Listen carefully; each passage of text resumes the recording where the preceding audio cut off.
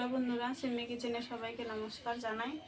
বাজার থেকে বাবা কাটা বিরকেট মাছ নিয়ে এসেছে। বিরকেট মাছটা ভালো করে ধুয়ে নিয়েছি। বিরকেট মাছ রান্না করব, ঝিঙে আলু দিয়ে তরকারি রান্না করব। তোমরা ভিডিওটা সম্পূর্ণ দেখতে থাকো। আমি মাছটা আগে ভেজে নেব। মাছটা এখন মেখে নিচ্ছি স্বাদ মতো নুন হলুদ গুঁড়ো দিয়ে। মাছটা ভাজতে ভাজতে সবজিগুলোও কাটা হয়ে যাবে।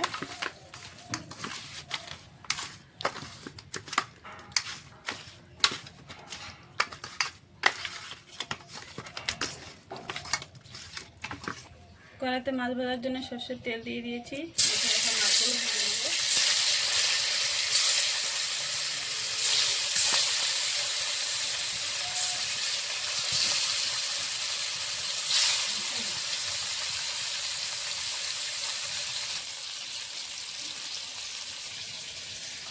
আলুগুলো কেটে নিয়েছি, এখন ঝিঙ্গেটা কেটে নিচ্ছি। ঝিঙ্গে একটু বড় বড় করে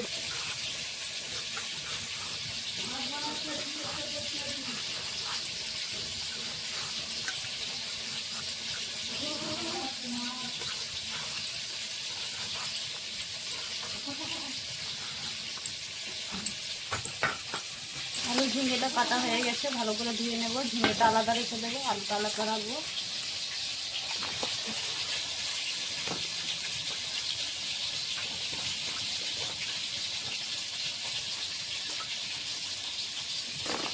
আমি এখানে ছোট আলু দিয়েছি।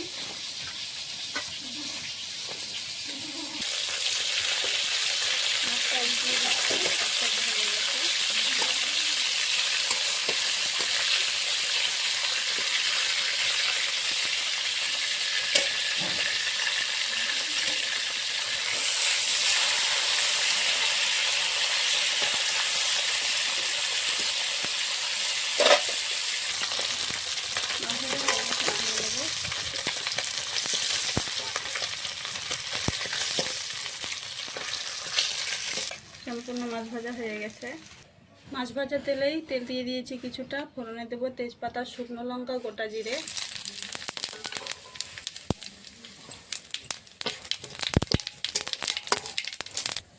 ফোড়নটা হয়ে গেছে, কেটে ধুয়ে রাখা আলুগুলো আগে ভেজে নেব। ঝিঙেটা পরে দেবো।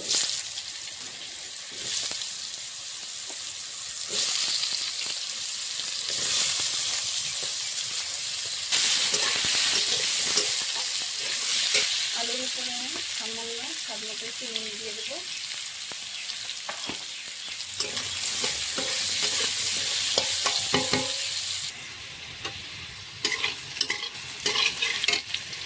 আলুটা ভাজা হয়ে গেছে, হালকা করে এখন ঝিঙেটা দিয়ে দেবো।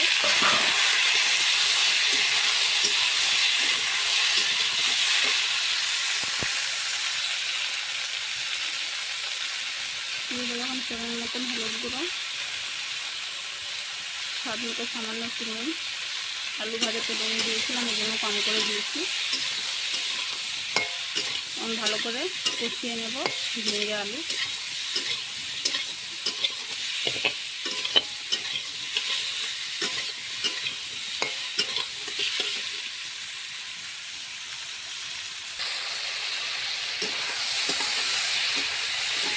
আলু ঝিঙেটা ভালো করে কষানো হয়ে গেছে। দিয়ে দেবো 1 চামচ ধনে গুঁড়ো, নেড়ে চেড়ে বেটে রাখা মশলা, আদা, জিরে, কাঁচা লঙ্কা, শুকনো লঙ্কা একসঙ্গে বাটা। এখন মশলার সঙ্গে কিছুক্ষণ কষিয়ে নেব।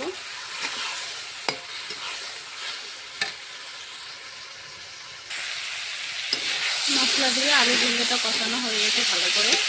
পরিমাণ মতন জল দিয়ে দেবো। এখন হালকা করে ঝোলটা রাখবো তরকারিতে।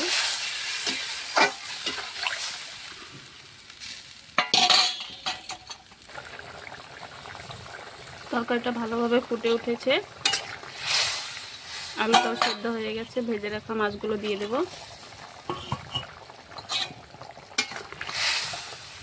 মাছটা দিয়ে এখন কিছুক্ষণ ফুটিয়ে নেব।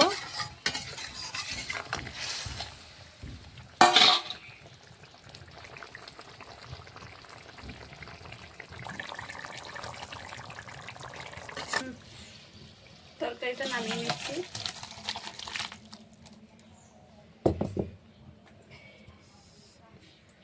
আলু ঝিঙে দিয়ে ব্রিকেট মাছ রান্না করেছি পাতলা ঝোল। তোমাদেরকে যদি এই রেসিপিটা ভালো লাগে অবশ্যই লাইক কমেন্ট শেয়ার সাবস্ক্রাইব করে দেবে। আজকের মতন রান্নাটাই অবধি।